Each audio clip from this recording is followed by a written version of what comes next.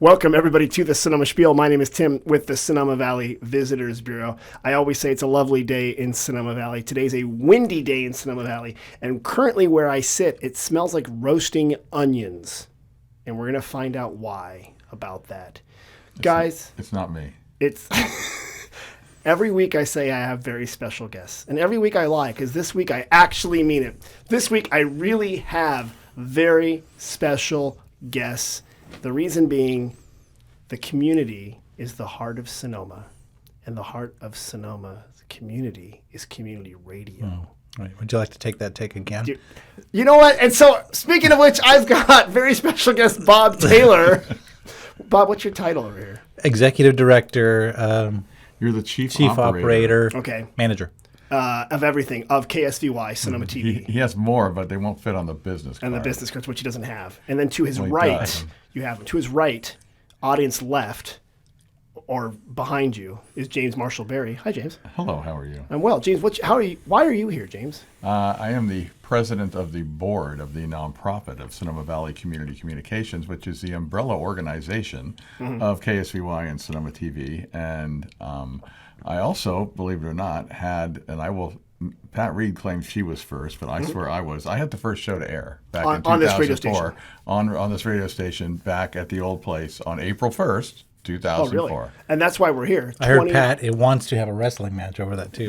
We fought. Miss Reed and I fought over that all the time. She Can we do swore that? she was first. No, she moved to New York, so that's off. Even better, you'll probably win by forfeit. Yeah. That definitely tilts the odds in your favor. Then we'll schedule that. Because I was going to wonder. So here's what's going on. KSVY is a local community radio station. We're there right now. It does smell like onions because we have a chef next to us who roasts stuff. 20 years ago. It was 20 years ago today. Almost. Not this day, but... Well, today actually, we had to go in for rehearsals. It was a different world then. I mean, I had to take a test that had FCC questions on it. Really? We had to come in and rehearse our show. There was a whole routine we had to go through. Now that's changed a bit since then, but yeah, at this point in time, I was well and prepared for the first. So. Why did you start a community radio station? What was the purpose? We didn't start it. So it was started by Bill Hammett. Okay. And I mean, he started on that project in the mid-90s. Why? To try to get the FCC. At the time, it was about cross-cultural community, and Spanish and English. Oh, really? Well, he had the Common Bond Foundation, which was one of his nonprofits, which was reaching out to the Hispanic community. Right. So when they had started the bilingual summer camps at Flowera before it was a dual immersion, and just to support that, the bilingual part of the radio station was started with a bilingual concept to it. I did not know that. Yeah. Okay. Common Bond Foundation, and that was the nonprofit umbrella at the time. Okay. So we started our own nonprofit in 2013, 15, back then, the 11. One. 9, somewhere back there, because because the Common Bond said, "Look, we're kind of done with this now," and they'd held on to it for a long time. And they had the license for it from the FCC. Yeah, and so we had the license transfer to our new nonprofit. Got it. And that's how we are here. And what's the current iteration? What's the goal of a community radio station, and why is KSVY so awesome? We are here to educate our community on various things. Educate on. We like to say it is a nonprofit platform for all the nonprofits in Sonoma Valley, where they can talk about their fundraising efforts. Okay. They can talk about what they provide to the community as far as resources needed, and of course how you can participate in the nonprofits to help in the community. So that's our educational component. Of course, things that are happening. And we've recently discovered that we're really good and important in emergency situations. Yeah, I want to terrestrial radio. And I want to get to that. Yeah. Just 1 second. So you have the community. Okay, so that is our educational component. But what I've noticed is, and a lot of people don't know this, when they come to Sonoma Valley, I do say, listen to KSVY for a taste of what Sonoma Valley is, because almost any schmuck can walk in here and apply for a show. Almost. Oh, you can apply all you want. Yeah. So, but you have an incredibly diverse range of shows versus normal radio, which is like top 40 or hot adult contemporary or Christian talk radio. You guys are all over the place. Well, we try not to have some. We have a lot of music shows because those are easy and popular, and But we try not to have a lot of those, and we really want to we've been trying to reach back to a portion of that initial model and include the Hispanic community. And we've reached out to La Luz, and we can't seem to break. We have one or two maybe Hispanic shows now. We would love to engage that community more. And you want Hispanic to be like in Spanish language? In Spanish language shows cool. for Spanish speakers. Spanish PSA production, etc. Yeah. For information. And part of the deal, though, is people who understand this, the DJs here aren't paid. This is like a labor of love. All volunteer. It's all volunteer. You've got to commit to doing like 1 hour a week to your show and do some volunteering and stuff like that. So it's not like, the days of WKRP where they had money and cool DJs. Well, those are commercial stations that you're talking about. This is nonprofit. Nonprofit radio. Nonprofit it's community radio, which is different from public radio or NPR, right? And any of those other things. There's a number of things you cannot do with community airwaves and community airtime, right? And there's a number of things you have to fulfill, and one of those is education and educating the community and keeping people informed. And like we said, we found we'll get to that, but we found emergency information. Was something we were very good at, it turned out. Actually, you don't expect those things. Let's go to that now. We'll do it. Because, you were founded, community radio, everyone's like a lot of different shows, a lot of different interests. You have like a cooking show, you had, the banking show, like personal finance, you have like an elder care show. In 2017, something happened, and you kind of changed acutely a lot of your focus for about 2 weeks. What happened then in October 2017? Well, we had the big fire, the Tubbs fire, right. And that was a time when the internet had dropped for most people, and people could not communicate, and people were on the social medias trading information that just wasn't true, and we became the center for a lot of people, where people tuned in to find out what really was happening, what was open, what was closed, where you needed to go, if there were evacuations, how those were taking place, and it's kind of funny. I mean, people talk about FM radio and terrestrial radio is dying. I have XM, I have streaming, I have all these things, but the reality is that. Even at Burning Man last year, when they had the big flood up there and they lost all the internet and everything, somebody set up a local FM broadcast station that had a width of, a few miles, and that's how they kept the people informed as to what to do up there as well. So I think FM radio, the reports of its demise have been exaggerated. Largely been exaggerated. Well, I think along that vein that there was a transition. But I think we've leveled off from the transition of the great old days of radio, AM or FM. Right. So that was probably from the 30s through like the early 2000s. Right. Radio reigned supreme. Even internet radio up until was essentially 08. Recordings of or streamings of live radio, terrestrial radio. We call this terrestrial radio, right? It goes out over waves. Yes, waves. It goes out over the airwaves. And what happened in 07, 08 that? Well, the iPhone came out, and curse you, Apple! I know, those guys. And then streaming. I mean, we were already streaming back in the day, since 0405, we were already streaming. Right. So that was part of it, and people weren't quite grasping it, or it wasn't available. So there was that, and in the fires that he was going back to that, and the Tubbs and the Nuns fire, which became California on fire, right. All merged together in one fire. Glorious. Glorious. Yeah. And whatever the fire didn't take care of that year, it did take care of 2 years later. Yeah. Including Windsor. Oh, yeah. Well, so the emphasis that night, I was wide awake, and sitting in my backyard and heard the sirens go by. I'm like, so I thought one of them trees blew over up in Glen Ellen. One of the eucalypts, because that's in the common. Right. And then suddenly we smelled smoke. And I'm like, oh, what's this? And then I get a text from my good friend Tim Livingston, and longtime host here, and said, hey, there's this fire. Are you aware? And we kind of looked it up on the interwebs, and then he and I came down here and started from that point. It was about 1 a.m. at that point. You guys started you got the coffee. We got it going, and I was here till 5 or 6. Somebody else took over, and then it just chained out that way. So you start, because normally at night you have a recording sometimes, right? People, it's all automated stuff. Yeah. But you guys took over. You started becoming essentially like we're like the old news radio. We're like, I'm hearing this, confirming that, And you were in front of like the press Democrat in the stuff like that. the digital world, there was a cascading effect of failures. Power going out in the North Valley, right, or even those places where the fires were. Obviously, there's no power. Right. So how did you get your information? Some people had their cell phones, and they could navigate their cell phones. I believe the Metro tower burned down, so that was dead. Yeah, AT&T. AT&T. Of course, it was terrible to start off with. Count on, right? And then the Verizon and Sprint over here on this side of the valley were fine. There was no fire up there.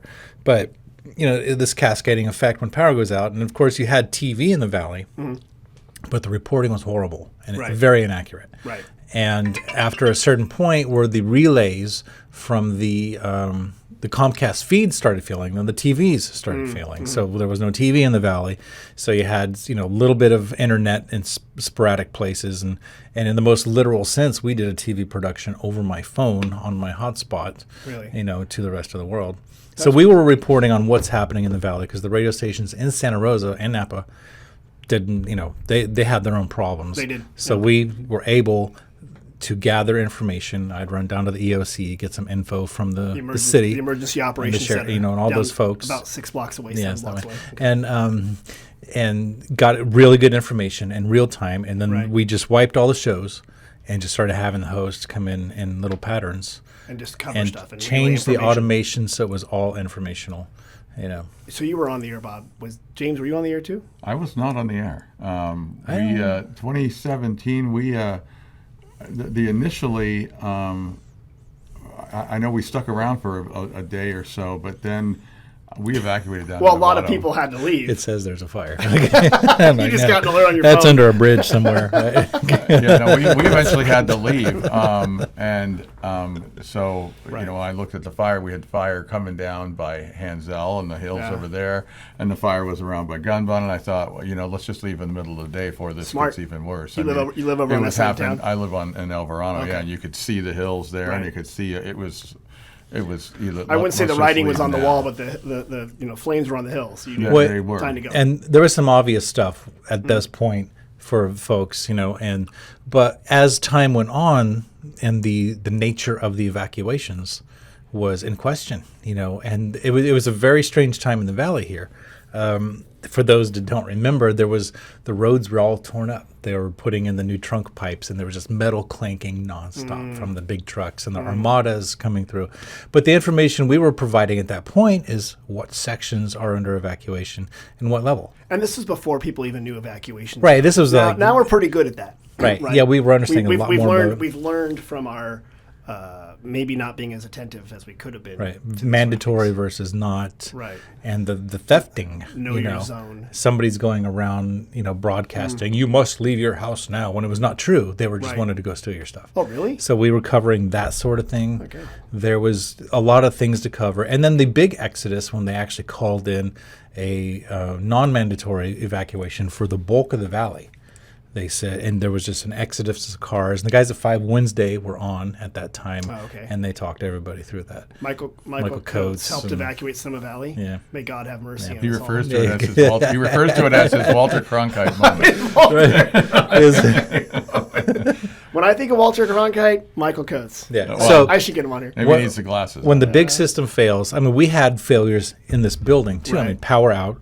And there was a power outage. Well, the Comcast went dead. So our link to our antenna was done. So what'd you do? So I did some fancy footwork that if anybody wants to pay me to help them get through that, I would be glad to do it. No, you are like the MacGyver. I did some duct tape and a matchbook and some paper clips. And he did a little beam and a thing. And a mirror. You have to have a mirror. So we made it work. Okay. And now we actually don't rely on that. When we built our new antenna, which has a much larger coverage and has a what do you call it? Generator. Oh, okay. And we're point to point. Redundancy. We don't have the internet. So let me talk about that. Now we're flash forward now. We're here now. Yes. You have a bigger footprint in the valley, right? You can be heard all the way to far Winter beyond Park. the valley. It's bigger than the valley. Part of one of the reasons we for years, small community radio and college radio, I mean, people joke, the antenna was in a tree. Well, our antenna was in a tree out on Denmark, which there were left a lot of dead spots throughout the valley. You literally had a piece of wire. It was in a eucalyptus tree, and there were places, and that was not uncommon. And you did not call an antenna technician; you called an arborist. They had to work in cahoots. But so part of the initiative of getting our new antenna, and the county helped us with this quite a bit, actually. People like to say Susan Gorin this, Susan Gorin that. Susan Gorin was very helpful in helping us proceed with this. Outgoing county supervisor. Outgoing county supervisor. She was a big supporter of the radio and a big supporter of the project, which, we had a number of hurdles we had to get through. Because we're up there now where all the communication towers are across from the dumps when they put in their antenna. So our antenna is up there on the top of the hill with all of the rest of the emergency communication antenna. And now that we're above sea level, we don't have any more wattage. We're not any more powerful. It's just that we now have claimed. You were literally on sea level in a tree? Yes, but we were there were places in Glen Ellen that couldn't get it. So they determined it was important for us to be able to, at least broadcast to the valley, and to actually, we thought it was a good opportunity to claim our footprint as allowed by the FCC. Okay. So now we're up there on Sleepy Mountain, and the signal reaches around up into Petaluma and all the way up into Rohnert Park. It covers the entire Sonoma Valley, almost to Rincon Valley. It does. And then it hits over to Napa, all the way up to about Yountville. Then you'll get it again in Rutherford. There's a little, because hills, there's some places where it bounces around in there. And the other thing it also gets, because it's up there in the hill, and when the inversion layer sets at night, it'll bounce across the bay, and you can even get us around the whole ridge of the bay, around the top of the bay. I've picked you up on the Richmond San Rafael Bridge, one of the bridges I was going across. Yeah. And you popped up, and I'm like, that's fantastic. A little bit of fringe when the fog there. was coming in. Well, we used to, when I was younger, we used to listen to this high school station out of Concord called KVHS, and I think they were like 1 watt at the Concord High School. I love that. And they played metal on Sunday nights, and we could only get the station at night because that was when the layer, the inversion layer or whatever, there's technical reasons for it that make it reasonable. And it would bounce across the bay. And when we lived in Novato, we lived on the east side of Novato, we would be able to listen to this station in Concord. Let me get this back then. Let's go back to how did you guys end up in radio, other than your parole officer said it was a safe job for you to do? I had always wanted to be a DJ. There were two things I wanted to be growing up. It was a park ranger, a state park ranger, or a disc jockey. Okay. And then I found out you had to go to college and take Spanish and learn all this stuff. And I thought, well, what do I need that to be a park ranger? I don't need any of that stuff. And you don't like brown and green. So, I know I didn't care about that. Right. And I wasn't, from a family of means. There was not going to be college. Right. So at the time, this is in the 77, 78. Right. There was a station in Marin County called KTIM. Okay. And it was TIM stood for This Is Marin, and or Tim. Yeah, thank you. I thought it was KTIM. I love the name of the station already. KTIM, and they had small. They were a commercial broadcast station, but they were like a rock an FM album-oriented freeform rock station. Okay. You had KSAN, which was the god of them all, and then all the other stations below that. And KTIM had a smaller footprint, and I went and I was interning there. And because I wanted to be on the air. So I started interning there, and this was the 70s, and all our parents realized, hey, we can just get divorced. And so they did, and when I was 18... Is that what happened? Sometime in like 1977? Yeah. Hey, guys, we can just get divorced. Well, it was a little earlier. No-fault divorce became legal. Because before that, you had to have a reason. Gotcha. It wasn't as easy before the early 70s. So my parents got divorced, and I was 18. I had to go get a job, so I left the radio. And then when Bill opened up the station here, he put a call out in the Index Tribune saying, "Hey, we're looking for people to do radio shows." And I thought, you know what? I've always wanted to do that. I wonder if I could. Well, you did it when you were 17. You were an intern. Well, I was interning, but I was watching people do things. Right. So I wasn't actually on the air or anything back then. But so I thought, you know what? I always wanted to do this. Maybe I can. And so I went, and you had to have there were rules then. You had to have a specific show. It had to be unique. Mm-hmm. It had to be Sonoma Valley related. So I came up with the Sonoma Valley music scene, and we would just play specifically Sonoma Valley musicians. And that was when when I started collecting music from people. It was like, good Lord, there were so many musicians here. so many. It is so many how many people hide here. Per capita of people that is like, this is your band and you live here and you're not famous? Yeah. I mean, some of this recordings and this music was so good. And so that's when I started doing it then. And we'd bring in musicians for, half an hour or so, and I'd force rock bands to play acoustically. And now that's morphed into the show I do now, which is a full hour of a musician in the studio where we're podcasting and video casting, called The New Old Show, because it's the new version of the old show I used to do. And that's like Wednesdays from 4 to 5.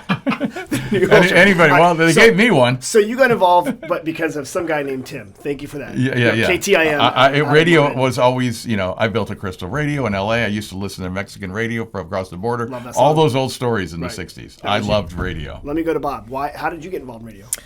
I had no desire to ever be involved with radio. And, for real? Yes. Just because of the horror stories I had heard, like up in Santa Rosa, knowing some of those folks. But, in the big city.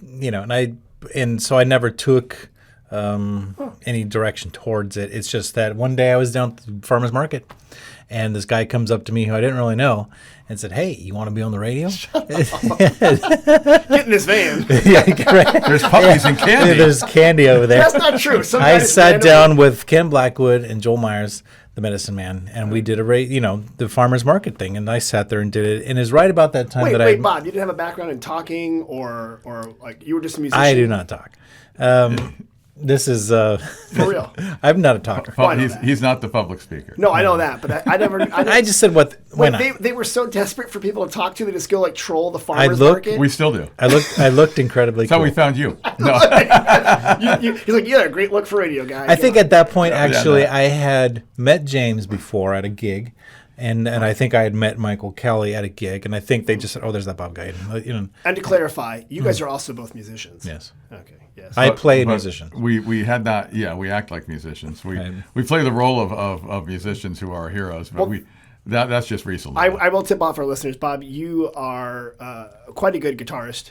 And I act like a guitarist. And you're in an AC/DC. It's not a tribute band. It's not a cover. No, it's full-blown tribute act. Okay, and JMB, you are also part of that band and like 9 other bands in the Valley. We'll say 9, yeah. It seems to be like whenever you show up. Round up. Yeah, there's like, here's this amazing polka band with James Marshall Berry. I'm like, what the heck? You're like, whatever. I'm trying they needed the bassist. I'm trying to work my way out of that. People have had just about enough of James Marshall Berry in every band. Yeah, and at that point in my life, I was kind of wrapping up my career as a stay-at-home dad. Okay. And I had another job, and I was getting ready to come out in the workforce again after 5 years. And I knew James and had played around with some of this gear, and the tech guy was leaving, and they said, "Well, here's Bob and his crazy Frankenstein guitar amps, and let's have him come in and do some work." And I was just part-time, And that was about 20 years ago. It 14. Was probably, yeah. So in the 20 years now, so KSVY now is 20 years. Behind you, what are some of the big achievements of the station, other than the fire stuff? What are some of the big achievements or memorable times in the past 20 years of KSVY? Oh, my goodness. What are you going to celebrate in April? It's been the best of times and the worst of times at times. It's a long, the various people that even before Bob got there, the various station managers we had, the various people, we were a part of Three House Multimedia that at one time owned The Sun, and we had our own film division. We had an advertising department.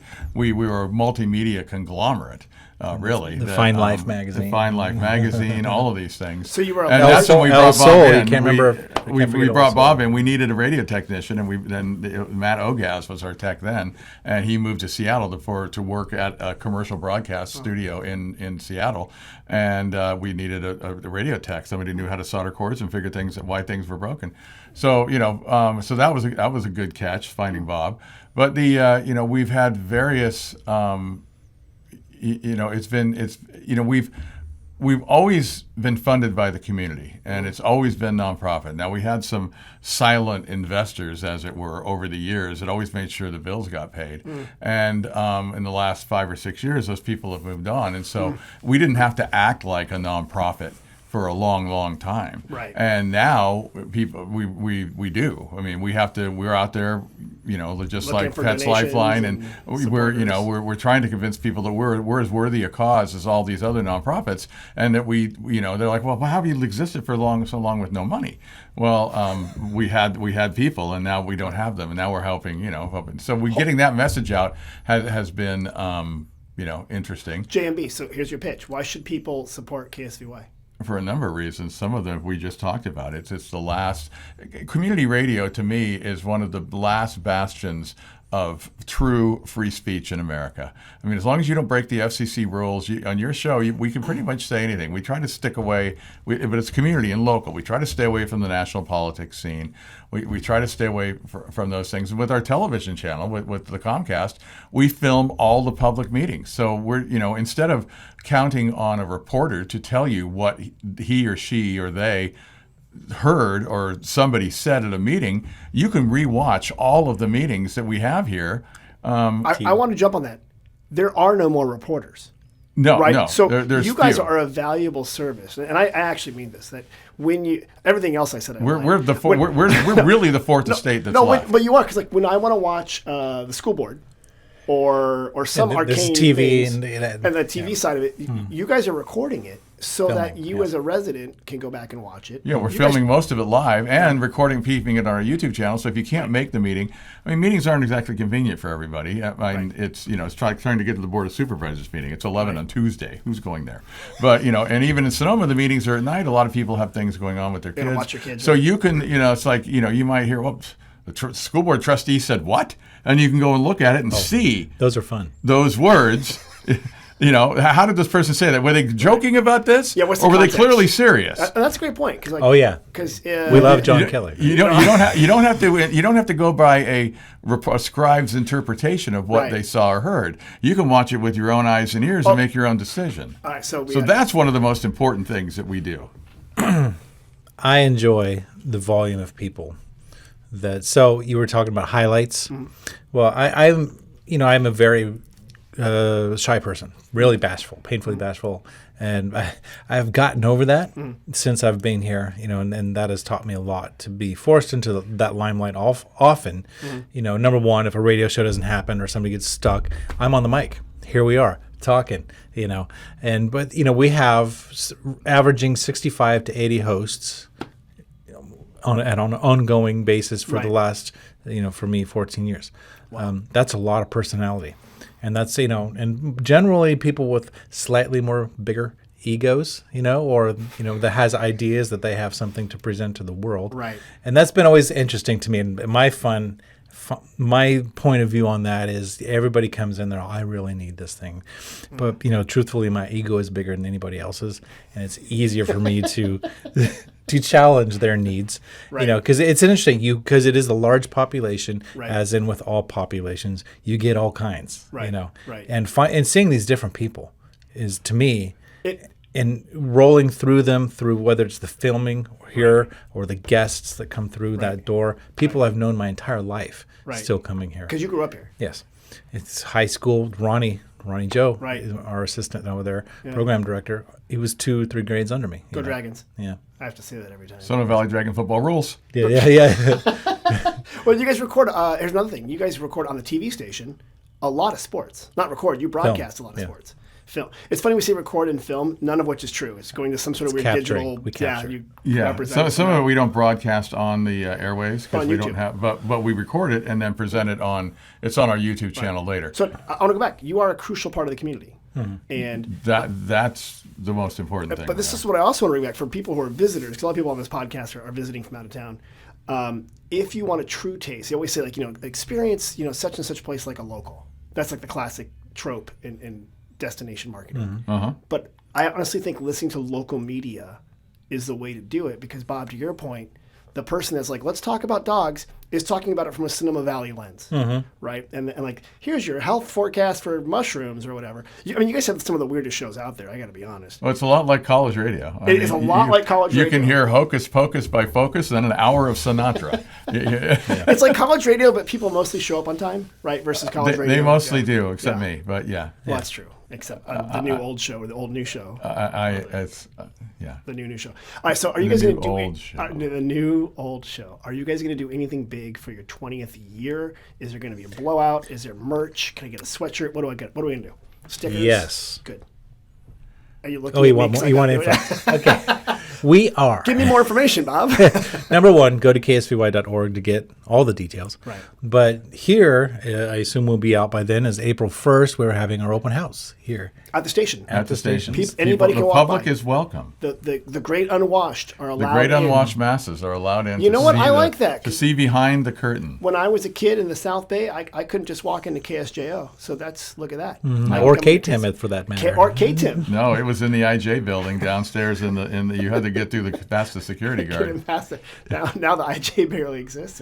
Right. Well, the building's still there, but I don't think KTIM is. So April 1st, people can come here to 680 West Napa, right next to Alakai Eatery, which has the onions we smell, and take a tour of this really cool studio. You can, and see how it works. Okay, go behind. I might even show you behind the curtain.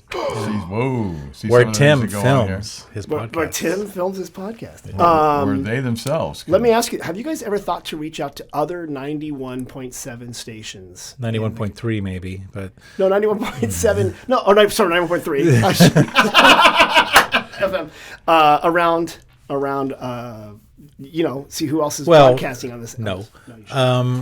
Why leave the island? Number one. Okay. And we actually technically, I reached out to, in particular during the pandemic. Right. I called a lot of stations and I said, because we closed the doors, during the pandemic. Oh, right. You said that was a whole adventure on its own. And I said, what are you doing? Right. How are you broadcasting? Okay. And half of them, more than half, most of them, when we went into pandemic mode here, we closed the studio. Okay. I had this building to myself for a year and a half. It was interesting. That was weird because you actually didn't bathe for 18 months. He just lived here in the studio. Pizza. Well, we've got a shower in the studio off the main studio. I live on top of the studio anyway. So the penthouse is upstairs. You haven't seen that yet. Either. But it ended up that we had enough gear and we pulled it together and people recorded home, send us the files. And we kept Fresh Radio going and we had Zoom, and we would Zoom. All sorts of stuff. The hosts in. Well, here's my question, though.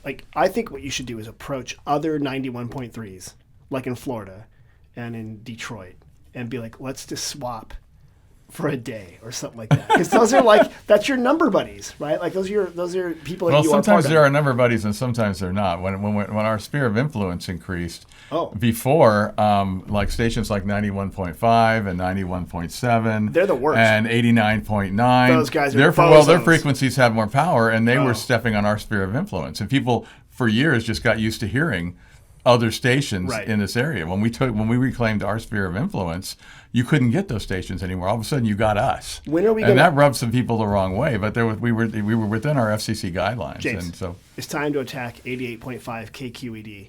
Those chamomile sipping, tote bag wearing public radio people down there, right? Can we go for them? You guys gonna do it? Did you say sandal wearing? Yeah, we're not. Patchouli wearing. Chamomile sipping, tote bag.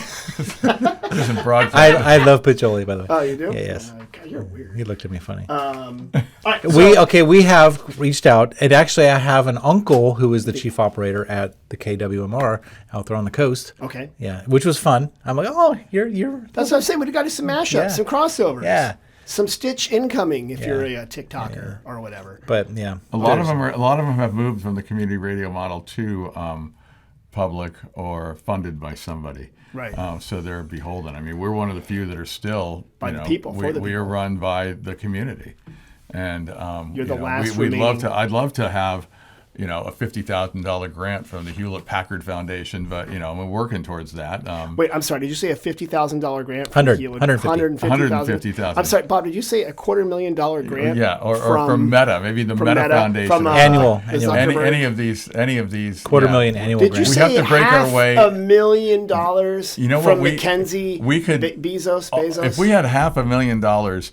Every single complaint or suggestion that anybody has about the radio would be solved. You know what we would do? I would actually read them on this podcast for you. If you give me $500,000 for KSVY, every complaint people have against you, I will give them time on this podcast. Does that work? Sure. So sure. So we'll just keep writing checks. Who's profitable right now? Tesla? No. You know those big people. They need to write that. Donate. Yeah, well, they all have foundations. Coca-Cola, Hewlett-Packard, Staples. Everybody has a foundation. Okay, good. So we need we really need a foundation grant writer, and we're going to be looking for that soon. Okay. Try to get that going there. Before you guys, you're going to answer some questions, right, about Sonoma Valley? Sure. Bob's looking at me because I know you got to go somewhere. Sonoma Valley or Valley of the Moon? There you go. But before we go to that, if people want more information about this radio station, if they want to donate, if they want to watch the TV shows that you guys do, how do they do that? Tell me about the website. What's the website again? This is where you give me your KSVY.org. I was waiting. Give me radio voice. Go. KSVY.org. Okay, ready? That's SonomaTV.org. That was really good. Yeah. Should I do my promo? Sure. Yeah. The voice of the valley from Kenwood to Carneros. Yeah. KSVY 91.3 FM. Yeah. We used to be free range radio. Free range radio? Yeah. Like a bunch of chickens? There were. Okay, here's one for you. Ready? Uncommon radio for uncommon people. KSVY. We don't want to be too uncommon. Yeah. We want to appeal to boring people and boring radio. Well, James Marshall Berry's new old show. We want to be in between those two things. In your ears for 20 years. Oh yeah. That's the new slogan. That's pretty good. KSVY. We had a committee come up with that. KSVY. 200 years of radio minus 180. Yeah. Okay. I'll take the 200. You got it. All right. So you guys know that I'm from the Visitors Bureau. This is the Sonoma Spiel podcast, where we talk about things actually in Sonoma, but we talk to people outside Sonoma Valley. Right. You want them to come here. And listen to the radio station. I believe they exist. Yes. There's life off the island. Bob, who barely leaves the island. There's life off the island. Why would you want to go to Petaluma? Actually, Petaluma's pretty cool. Bob. Yeah, that's right. That's where I go to eat. It's a nice place to visit. It is nice. Just come back here to the island. We'll talk about that. So I'm going to make you guys, I'm going to take you out of the radio station. You're now going to go to the visitor center. You're going to become 2 volunteers at the visitor center. And you're going to help answer my questions. Are you ready? So this is the section we call We Get Questions. Okay. Number 1. Hi. Is there a tasting pass for wineries that I can get? For like every winery or a handful of wineries? Okay. When you're a volunteer, you need to infer their questions and not push questions back at them. So just say yes. Whatever it is, say yes. So is there some wineries? Is there a tasting pass for some wineries that I can get? Yes. Well, you're right. There is the new Sonoma Plaza tasting pass that is available. It's actually for sale at the visitor center. On the podcast, we can talk about things for sale. It's a crummy commercial. What? No, we actually got this question. I'm quoting Ralph. That's Ralph. Well, who are some of the wineries that I get to taste? Well, there's 7 that you have your choice from. There's 7, okay. But you can choose 3 of the 7, including Caddis, which is there on the tasting room. Palm. My friend Dwight pours down there. There's Highway 12, who I believe is also a sponsor of KSVY. Current sponsor. There's a couple others. Yeah. So that's a fine deal. Where do you pick those up? Well, you can go to SonomaValley.com or go right to the visitor center. We like wine. Well, come to the visitor center in person. Of course, you're open on the weekends when the tourists are here, right? We are open 7 days a week. That's why you're volunteering right now. Okay, that's a good job. You answered that one. Okay. Well, I didn't do very well. This one's I'm going to do in Spanish very quickly, but I'm going to do it in English afterwards. Dígame sobre la industria azucarera en California del Norte. Claro. These people from Chile walked in last week, and they asked this question. Jose was answering it because Jose speaks Spanish, and I'm like, what the heck are they talking about this sugar? Yeah. And I run out, and the question was, tell me about the sugar industry in Northern California. These people saw a mural at Coit Tower in San Francisco, and they had sugar. And they're like, do you guys grow sugar cane here? CNH. They used to import the sugar from Hawaii and bring it over here, and that's where the processing plant was. It was in Crockett, what's that little Crockett? Yeah, where Billy Joel from Green Day is from.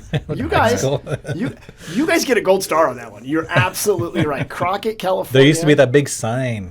Sugartown. CNH. Sugartown. It all came from Hawaii. That's right. And then they shut sugar hydrogenated corn syrup killed the whole thing. Now that's why they have no more fields in Hawaii. If you're going to be a happy volunteer, you don't do that whole part where you don't tell them the bad part. And the dark side. And then they killed all the Indians. It all went to hell and it sucks. Okay, thanks. So you're right. There was a sugar industry where they bring in sugar cane to Crockett, California. Crockett is still there. Yes, and it has birthed Billy Joe Armstrong's from Crockett, right? From Green Day. Is that I think he went to high school there. He's from there, yeah. Okay, good. Thank you. Here's a question. Restaurants there, too. A music venue as well. Okay, don't quote you. but it's right next to Benicia. El Cerrito. No. Sorry.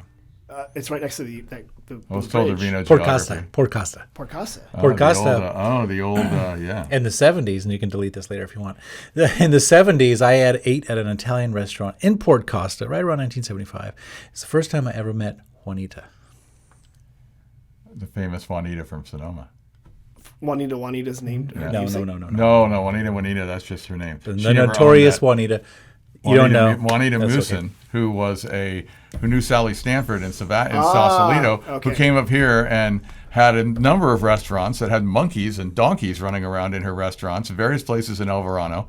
Oddly enough, many brothels. Oddly enough, many burned down during the course of her being there. I don't know about any of the details, but Juanita Moosen was. I'm probably saying her name wrong. She's a very historic Sonoma figure. And Juanita is only a namesake. Maybe it's a tribute. Go to Church Mouse. We have to ask Kate. Yeah. But yeah, Juanita. Guys, this needs to be in the radio show that you do, the 20 years looking back of the main people in Sonoma and characters. I don't think, is George Weber going to impersonate Juanita now? She may have been in some of his. Yeah, she could very easily have been. All right, that's good. So Sugar and then Juanita. Port Costa, Crockett. That was good. East Bay. Right. Here's a question. Hey.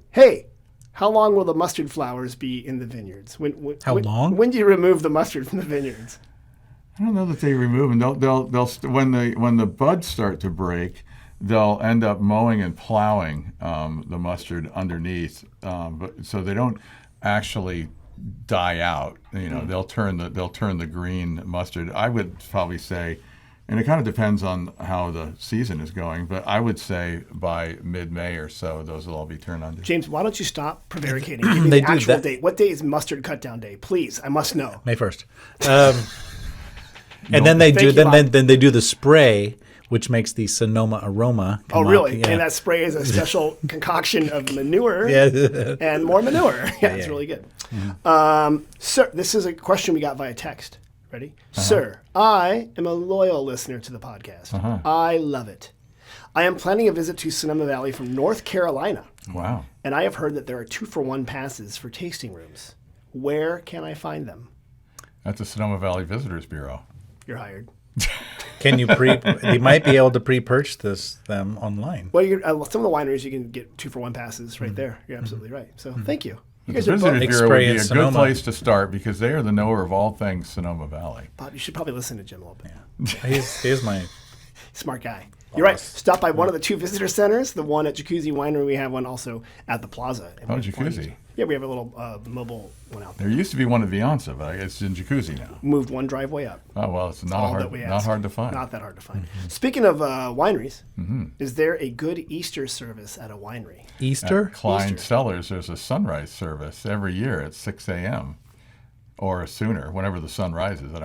That's hours before my eyes open. But, you're right. Klein is correct. JMB, change the name of your show. To Useless Trivia?